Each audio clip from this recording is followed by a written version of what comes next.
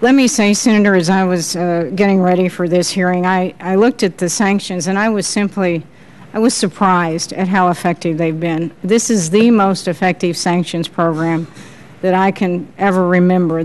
Ms. Patterson, I had a series of questions for you on on Syria and on Egypt and others, but I'm going to set those aside because I've got to tell you, I'm shocked. I'm absolutely shocked to sit here and have you describe the sanctions against Iran after you have reviewed them, as you said, as in your conclusion that they've been effective, and you described them as successful.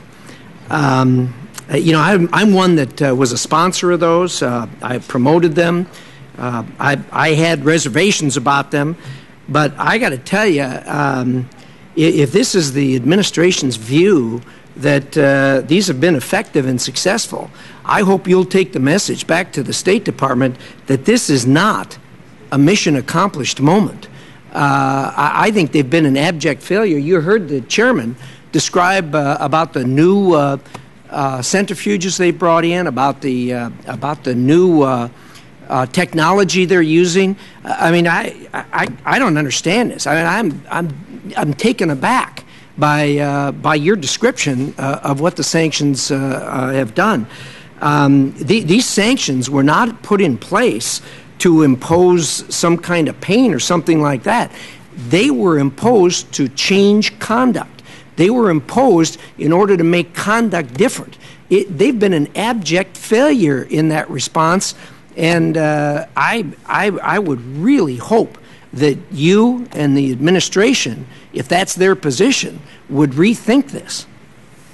Senator Risch, I certainly didn't mean to imply that they have been successful in changing behavior, but they've certainly been very successful at causing pain in the Iranian economy, and hopefully they will be successful in bringing Iran to the table to discuss these other issues, to actually affect behavior. And I totally understand your point that it's not just to cause pain in the economy, but also to change behavior. But causing pain in the economy is how sanctions work. I mean, the reduction in oil revenue has been dramatic. Cutting them off from the international financial system has made it almost impossible for them to export or trade. And again, the distress in the population, which we think had an impact on President Rouhani's election. So it needs time for diplomacy to work. We think there's still time. But let me again stress, Senator Risch, the President's position that Iran will not acquire a nuclear weapon. But I certainly understand your point. Well, and let me say that I absolutely understand. What matters is results and not just economic pain. Well, as we all know in this diplomatic business, vocabulary is important. I would hope you would remove the word success and you'd remove the words effective from the vocabulary when you're talking about this program, because they are not in any way, shape, or form successful or effective in making these people comply with the conduct that the world demands of them. So I'd hope you'd review that and instead go back to the point that we were going to try these things first. We were going to try sanctions first, but that all options are on the table. And every day that goes by, it looks more and more as if we're going to have to turn to other options, which we don't want to do, the world doesn't want to do, and I guarantee you when we're done, the Iranian people aren't going to want to do. So I really hope that you'll revisit the language and the adjectives and the vocabulary that we're using.